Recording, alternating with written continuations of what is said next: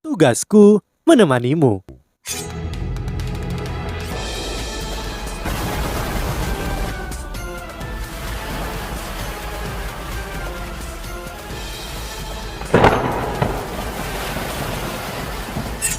Hai sahabat Pasuk, kembali lagi bersama alur cerita versi novel Solen 2 Sekte Tang yang tak tertandingi.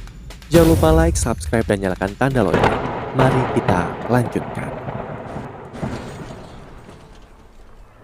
Namun suara histeris Yu Hao tiba-tiba terdengar di benak Koko Tianmeng. Jangan bantu aku bisa melakukannya, saya bisa melakukannya. Koko Tianmeng menatap kosong sesaat, dia bisa mendengar keras kepala dalam suara Yu Hao. Di sisi lain raungan Yu Hao tampaknya menandakan serangan baliknya dari Yu Hao sendiri. Retakan yang menutupi lautan spiritualnya secara ajaib mulai menutup. Di kondisi Yu Hao yang dapat dikatakan mencapai batasnya, Yu Hao mengingat masa-masa terakhir sebelum kehilangan ibunya. Masa di mana ibunya mengatakan bahwa ia selalu mencintai Adipati Harimau Putih. Dan Adipati Harimau Putih adalah satu-satunya orang di rumah Adipati yang tidak ia benci. Ia selalu ingin di sisinya bagaimanapun ia tak pernah menyesali mencintainya. Meskipun dia diperlakukan seperti ini. Yu Hao melonglong dalam hati, keyakinan yang keras tiba-tiba bangkit di dalam hatinya. Dan pada saat ini dia ditutupi oleh kerinduan dan kesedihan yang dia rasakan. Bu, akan ada hari ketika aku akan menyelesaikan keinginanmu. Aku akan membuat pria itu berlutut di depan kuburmu dan memohon maaf kepadamu, Ibu. Apapun yang terjadi, aku harus bertahan. Saya bukan pengecut, saya Wu Yu Hao. Aku putra ibuku. Dan untuk ibuku, aku harus berani terus hidup. Saya tidak bisa menjadi orang seperti Adipati Harimau Putih. Saya harus mengungguli dia. Longlongan batin ini menjadi energi yang tak terlukiskan yang tiba-tiba meledak di dalam dunia spiritualnya. Semua retakan yang muncul dipulihkan pada tingkat yang menakjubkan. Dan lautan spiritualnya kembali bersatu. Meskipun itu masih bergelombang keras karena rasa sakit yang dia rasakan, itu jauh lebih kuat dari sebelumnya. Koko Tianmeng benar-benar tercengang. Yu Hao benar-benar menanggung rasa sakit yang bahkan sulit ditanggung oleh permaisuri es. Dia bahkan merasakan jejak ketakutan. Dia tahu bahwa dia telah memilih orang yang tepat, tetapi Yu Hao kecil ini mungkin bukan seseorang yang bisa dia kendalikan di masa depan. Dia mungkin hanya bisa berfungsi sebagai cincin jiwa yang cerdas. 2 jam menyakitkan berlalu, akhirnya warna tulang Yu Hao berakhir dengan warna hijau giok yang mirip dengan ekor permaisuri es. Terjadi perubahan yang menakjubkan pada tubuh Yu Hao. Bahunya agak melebar, selain itu otot, tendon, fasia, vena, dan organ dalamnya menjadi lebih kuat. Kilau seperti giok telah muncul di kulitnya, memancarkan aura mulia di dalam dunia bersalju ini. Kini Yu Hao bisa dikatakan sebagai kupu-kupu yang keluar dari kepompongnya. Ketika dia meninggalkan rumah Adipati, dia hanya seorang master jiwa tingkat rendah dengan jumlah bakat biasa. Namun dia sekarang seorang jenius super yang memiliki tulang dada nomor 1 di dunia. Selanjutnya ia akan menjadi master jiwa muda yang memiliki jiwa bela diri kembar. Setelah rasa sakit berangsur-angsur memudar, tubuh Yu Hao mengendur. Ekor permaisuri es yang menusuk tulang belakangnya perlahan ditarik kembali dan menempatkan Yu Hao di punggungnya. Tubuh dan pikirannya telah mencapai batasnya. Satu-satunya hal yang membuatnya bertahan adalah keyakinan keras di lubuk hatinya. Sekarang setelah penyatuannya dengan tulang roh telah berakhir, fondasi terpenting telah diletakkan. Setelah itu gelombang kelelahan yang kuat menyapu ke arahnya.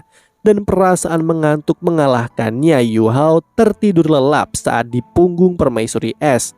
Setelah hampir 1 jam berlalu, suara letih permaisuri es terdengar pelan. Tianmeng, aku di sini. Bagaimana keadaanmu? Koko Tianmeng bertanya sangat prihatin.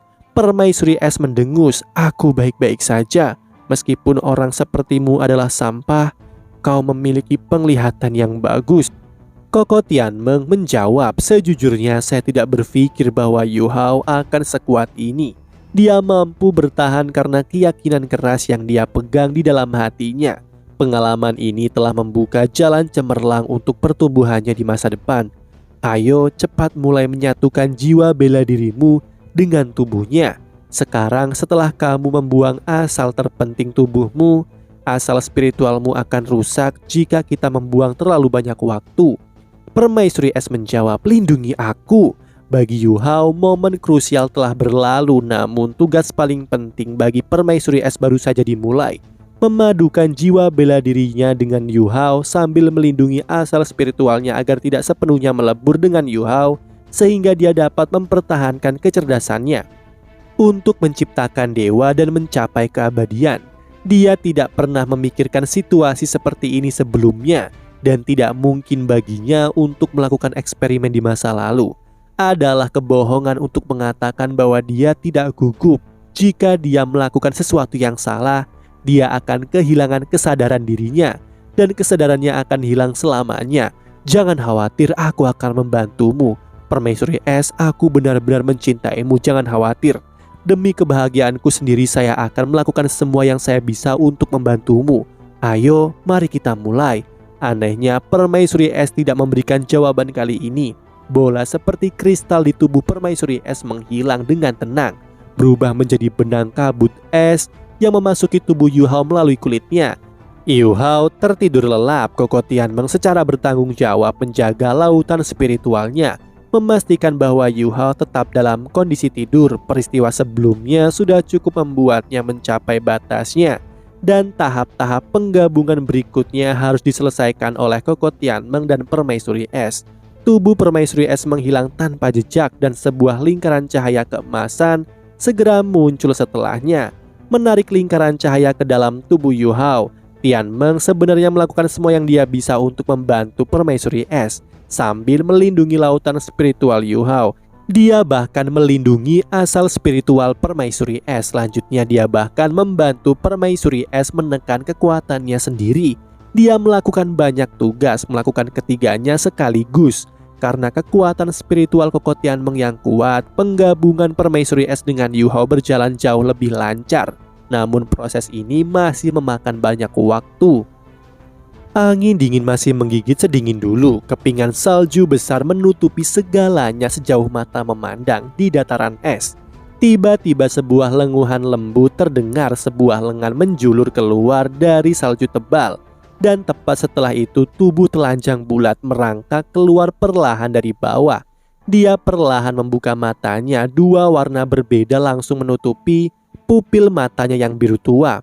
Awalnya itu emas, tapi kemudian berubah menjadi hijau giok dan berubah putih yang agak menakutkan, yang benar-benar menutupi warna biru asli matanya. Adegan aneh kemudian terjadi. Kepingan salju terhempas ke jarak 3 kaki dari tubuh telanjang ini. Tanpa diduga, sebidang tanah yang bersih di sekitarnya telah muncul di dunia es dan salju. Saat putih di dalam matanya perlahan memudar, biru tua yang gelap perlahan-lahan muncul kembali di dalamnya. Pupil matanya telah berubah warna 3 kali. Ini cukup ajaib. Dia mengepalkan tangannya dengan erat dan segera otot-ototnya yang kencang melepaskan sensasi yang dipenuhi kekuatan. Dia tiba-tiba melompat ke udara mencapai ketinggian 20 kaki. Ketika dia mencapai puncak lompatannya, dia mengeluarkan raungan panjang ke arah langit. Gelombang suara gemur yang disebabkan oleh aumannya bergema di udara, menyebarkan kepingan salju yang jatuh. Ia dapat dengan jelas melihat bahwa tulang dada, tulang rusuk, dan tulang belakangnya memancarkan cahaya hijau giok. Adegan ini tampak indah namun menakutkan. Tulang seseorang tiba-tiba memancarkan cahaya yang bisa dilihat melalui kulit. Lingkaran cahaya hijau giok tiba-tiba menyebar dari tubuhnya dengan diameter 10 meter di sekitarnya. Dalam radius 10 meter ini tiba-tiba semua salju yang jatuh seperti diperberat dan menghujam tanah seperti pisau kecil. Namun cahaya hijau giok itu hanya sesaat sebelum menghilang dengan tenang. Setelah itu tubuhnya runtuh ke tanah. Sebuah cincin jiwa yang berkedip dengan cahaya yang menyilaukan bangkit dari kaki pemuda itu. Cincin jiwa ini terlalu aneh. Itu bersinar dengan cahaya merah darah yang menakutkan. Cincin jiwa mulia dan dingin ini bersinar dengan kilau yang menyerupai lautan berdarah, memancarkan kekuatan yang tak terbatas darinya.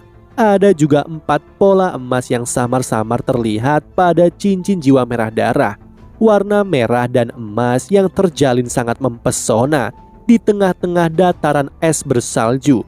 Begitu cincin jiwa ini muncul, tiba-tiba terjadi perubahan pada aura pemuda ini. Kehancuran yang tampaknya datang dari zaman kuno muncul di tubuhnya.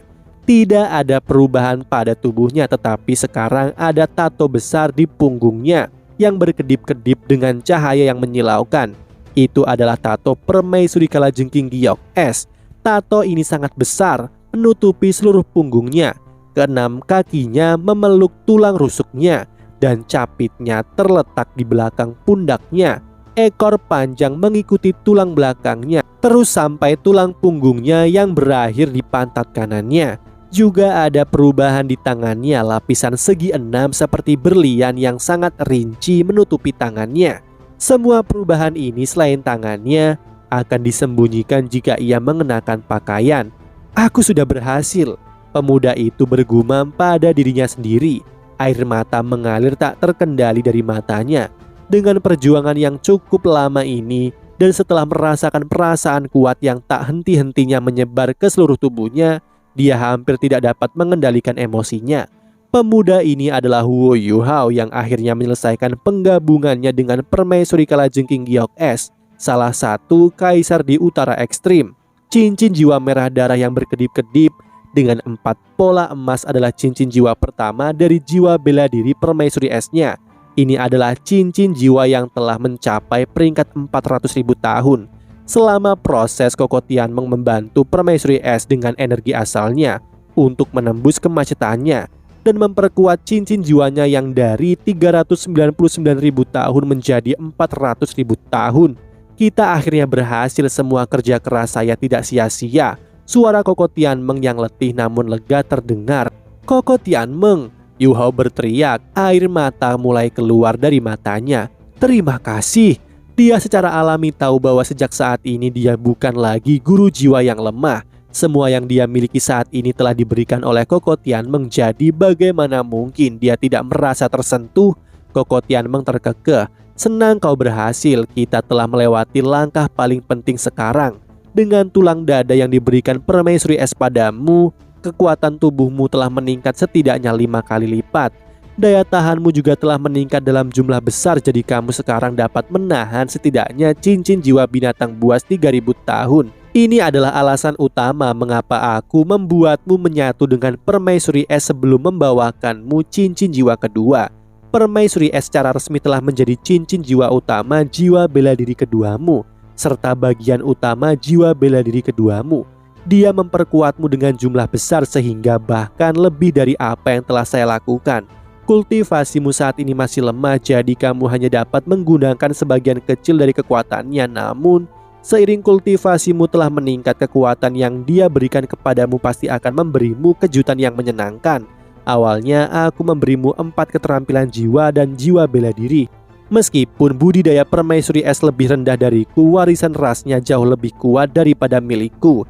Lebih jauh lagi, sesuai dengan kekuatan 100.000 tahun jiwa buas, dia juga akan memberimu 4 keterampilan jiwa. Selain tulang dada yang telah menyatu sempurna dengan tubuhmu, alasan mengapa kamu menerima 4 keterampilan jiwa adalah karena cincin jiwanya akan memberimu 2 keterampilan, dan tulang rohnya akan memberimu 2 keterampilan lain juga. Meskipun penggabungan telah memakan tulang roh hukum rahasia yang kamu miliki, itu benar-benar layak. Tanpanya rasa sakit yang kamu terima akan meningkat setidaknya 20%, dan penggabungan mungkin tidak sesempurna ini. Yuhao hanya bisa menggigil. Meskipun dia sudah menahannya, dia bahkan tidak ingin mengingat proses penggabungan ini. Terutama selama 2 jam terakhir, dia merasakan tubuhnya gatal yang tak tertandingi. 4 keterampilan jiwa? 4 keterampilan jiwa lain? Dengan gembira Yuhao bertanya dengan tidak sabar, Koko Tianmeng, keterampilan jiwa apa yang diberikan oleh Permaisuri Es kepadaku? Bagaimana keadaannya sekarang? Apakah dia mempertahankan kesadarannya? Permaisuri Es baik-baik saja. Dia masih sangat lelah saat ini, dia sedang tertidur lelap. Bagaimanapun ini berbeda dari penggabunganku denganmu. Saat itu saya tidak memiliki banyak sisa kekuatan jiwa. Itu adalah perpaduan sederhana dengan asal spiritualku. Selain itu, saya adalah makhluk jiwa tipe spiritual, membuatku bisa membantu kalian. Namun situasinya sangat menyusahkan. Untungnya kita berhasil.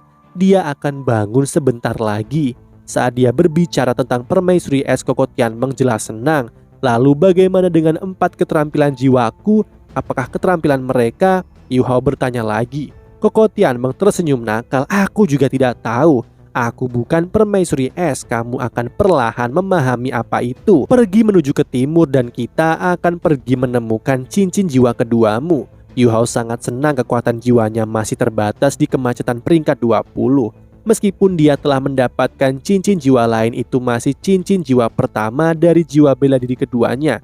Dengan demikian, ia masih seorang guru jiwa 1 cincin. Jika dia ingin terus meningkatkan kultivasinya, dia harus mendapatkan cincin jiwa lain. Koko Tianmeng, haruskah saya mendapatkan cincin jiwa lain untuk mata rohku atau jiwa bela diri permaisuri es? Yu Hao bertanya. Kedua jiwa bela dirinya adalah 1 cincin dan dia dihadapkan dengan pilihan sekarang.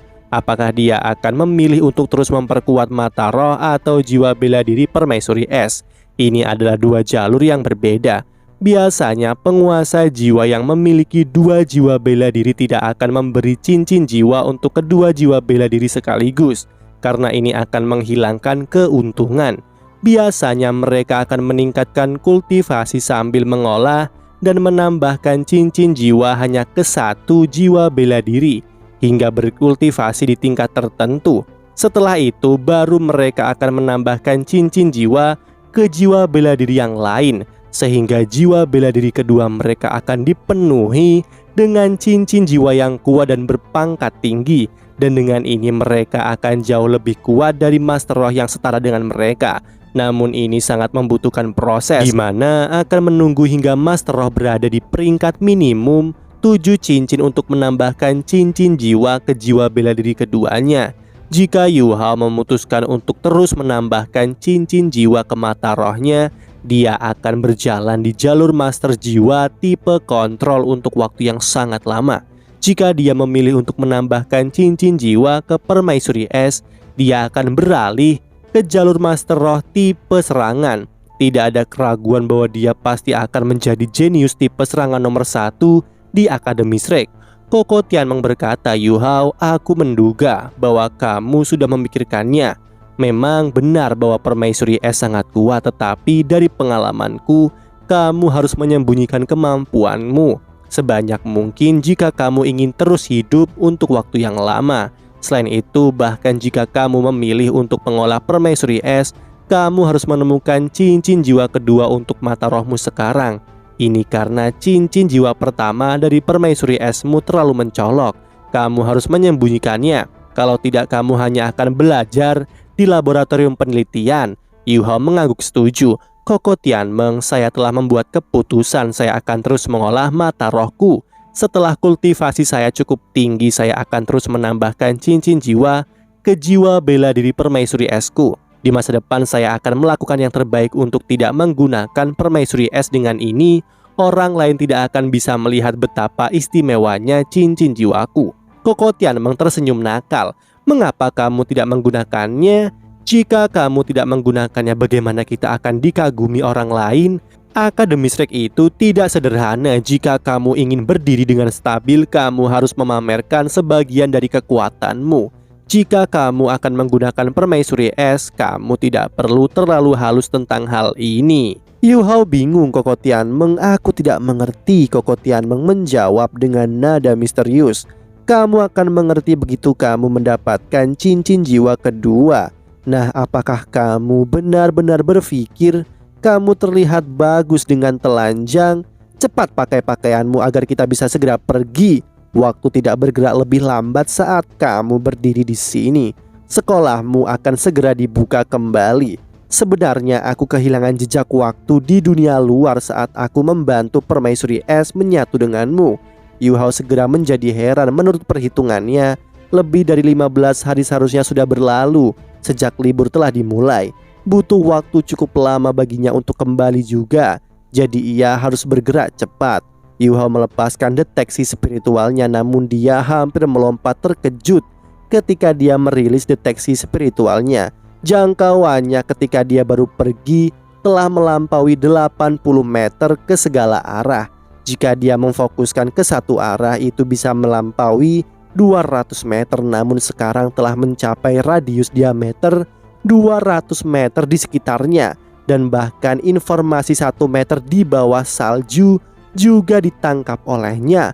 Bagaimana ini bisa terjadi? Yu Hao bertanya kosong. Kamu menderita rasa sakit itu untuk apa? Tidakkah kamu menyadari bahwa lautan spiritualmu hampir 2 kali lipat? Koko Tianmeng berbicara. Jika dengan tahapan biasa kamu akan mencapai ini ketika kamu mencapai 3 cincin, namun kamu mengandalkan kemauanmu sendiri untuk menahan rasa sakit. Dengan demikian lautan spiritualmu telah berevolusi. Tentu saja saya juga menggunakan asal spiritualku untuk membantumu sedikit.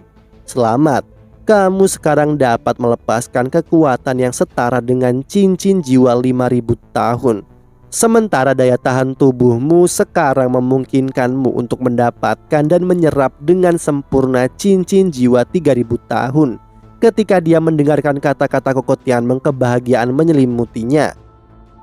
Dia mengeluarkan 1 set pakaian dari 24 jembatan cahaya bulan. Namun ia hanya menggunakan baju biasa karena dia sama sekali tidak merasa kedinginan. Secara tidak langsung tubuh Yu Hao saat ini adalah inkarnasi dari es yang sangat dingin itu sendiri.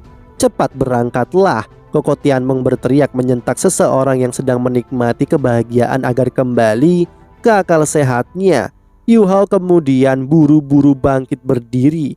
Kini ia sudah tidak terhalang dingin dan salju. Juga tidak tahu sudah berapa lama dia tidak makan atau minum apapun, namun dia tidak merasa lapar atau haus sama sekali. Pada saat ini dia hanya merasa bahwa segala sesuatu di dalam daratan es luas yang tak terbatas ini sangat indah. Di Akademi Shrek, awal masa baru sekarang telah tiba yang merupakan periode waktu terpenting setiap tahun. Sejumlah besar orang telah tiba di luar Akademi Shrek pada waktu fajar. Selain para siswa yang kembali, ada juga sejumlah besar orang tua yang membawa anak-anak mereka untuk mendaftar penilaian pendatang baru. Beberapa kakak kelas ada di luar gerbang sekolah membantu para guru untuk melakukan penilaian. Meskipun mereka hanya siswa, mereka masih dapat mewakili Akademi Shrek karena mereka semua setidaknya berada pada peringkat penatua jiwa 3 cincin. 28 hari libur telah berlalu dan tahun ajaran baru akan dimulai hanya dalam 2 hari. Meskipun para pendatang baru bergegas untuk berpartisipasi dalam tes masuk akademi, para siswa yang lebih tua tidak bisa bermalas-malasan. Penilaian kemajuan mereka juga akan dimulai. Setidaknya 2/3 dari siswa yang lebih tua telah kembali ke akademi. Mereka sama sekali tidak berani bersantai selama masa libur mereka. Mereka secara alami akan kembali lebih awal untuk bertanya kepada guru mereka tentang isi dari berbagai penilaian mereka. Selain itu, mereka juga meminta petunjuk tambahan dari guru mereka. Seorang bergegas melewati jalur tepi Danau Sigod dengan kecepatan yang mencengangkan. Dan dengan cepat melewati Shrek Plaza. Ketika dia tiba di asrama tahun pertama, dia bergumam pada dirinya sendiri, aku terlambat. Dia pasti kembali lebih awal dan mungkin menungguku dengan tidak sabar. Ini semua salahku, kenapa aku harus pergi? Aku pasti akan memberi kejutan besar pada orang itu, hahaha. Pemuda itu tiba di pintu asrama. Penatua yang selalu hadir di asrama masih berbaring di kursi malasnya dengan santai. Halo kakek, pemuda itu dengan bersemangat bergegas ke kamarnya. Ekspresi lucu muncul di wajah si penatua, tetapi dia dengan cepat kembali normal menyipitkan matanya. Dia dengan nyaman membenamkan dirinya dalam kondisi setengah tidur. Pemuda itu bergegas kembali ke kamarnya lalu dengan paksa mengetuk pintu menyebabkan debu jatuh. Pemuda itu buru-buru menghindar dari debu, merasa ada sesuatu yang tidak beres. Dia berkata, Yu Hao, cepat buka pintu, lihat saja betapa malasnya kamu. Kamu benar-benar hanya tahu cara berlatih. Sudah ada cukup debu di pintu untuk mengubur seseorang, namun kamu bahkan belum membersihkannya. Secara alami dia adalah Wang Dong yang datang tergesa-gesa untuk Yu Hao dan ia penuh kegembiraan. Dia tiba 3 hari sebelum sekolah dimulai dengan kesulitan besar karena beberapa halangan. Ini jauh lebih lambat daripada waktu yang dia dan Yu Hao telah sepakati sebelumnya. Dia berpikir bahwa Yu Hao pasti akan tiba lebih awal. Wang Dong menjadi bingung ketika asrama tetap sunyi. Hei, jangan picik, apakah kamu masih marah padaku? Saya tidak sengaja kembali terlambat, saya ditahan oleh sesuatu. Wang Dong mengetuk pintu lagi namun masih belum ada jawaban. Yu Hao, kau kikir kecil, jika kamu tidak membuka pintu saya akan membukanya sendiri. Wang Dong berkata dengan sengit. Masih belum ada jawaban. Wang Dong mengambil kuncinya dan membuka kunci pintu. Wang Dong bergegas ke kamar asrama. Setelah melihat tempat tidurnya dan melihat tempat tidur Yu Hao, dia merasakan hatinya tenggelam. Wajahnya langsung berubah agak pucat. Dia tidak kembali. Dia sebenarnya belum kembali. Wang Dong langsung merasakan gelombang merinding berjalan dari kakinya ke kepalanya. Bagaimana mungkin dia belum kembali? Bukankah dia mengatakan bahwa ada seorang guru menunggunya di luar hutan Stardo? Dia hanya pergi untuk mendapatkan cincin jiwa keduanya. Bahkan ada seorang guru yang menemaninya. Kenapa dia belum kembali? Dia anak yatim, kemana lagi dia akan pergi? Wang Dong segera menjadi cemas. Dia dengan keras menarik nafas dalam-dalam, lalu tiba-tiba berbalik bergegas. Dia langsung berlutut di samping penatua yang sedang berbaring itu. Kakek, apakah kamu melihat Wu Yu Hao? Dia tinggal di kamar bersamaku. Dia seorang yang selalu bersamaku. Pria tua itu menyipitkan matanya dan menggelengkan kepalanya. Wang Dong menggigit bibir bawahnya dan berdiri. Setelah itu dia langsung berlari menuju gedung fakultas. Dia langsung menuju ke kantor guru Zoyi. Pintu ke kantornya terbuka lebar dan beberapa siswa sedang berbicara dengannya. Wang Dong sangat cemas sehingga dia bahkan tidak mengetuk pintu. Dia bergegas masuk. Guru Zoyi, Guru Zoyi. Para siswa yang ada di dalam semuanya siswa tahun pertama dan mereka semua tersentak oleh Wang Dong yang tergesa-gesa. Mereka semua menyadari fakta bahwa Guru Zoyi membenci siswa yang paling melanggar aturan. Meskipun Wang Dong adalah ketua kelas, dia bertindak terlalu berani. Namun mereka heran bahwa Guru Zoyi tidak marah. Ketika melihat Wang Dong, dia bahkan berdiri. Kemudian mereka berdua berbicara dengan suara tidak sabar pada saat yang bersamaan. Di mana Yu Hao? Guru Zoyi, apakah Anda melihat Wu Yu Hao? Begitu mereka selesai berbicara, keduanya secara bersamaan menjadi terpana. Setelah itu mereka berbicara pada waktu yang sama lagi. Kamu juga mencari Wu Yu Hao? Demikianlah kisah untuk kali ini. Sahabat Pasuk, jangan sedih, jangan bimbang, apalagi galau. Karena aku kan selalu menemanimu.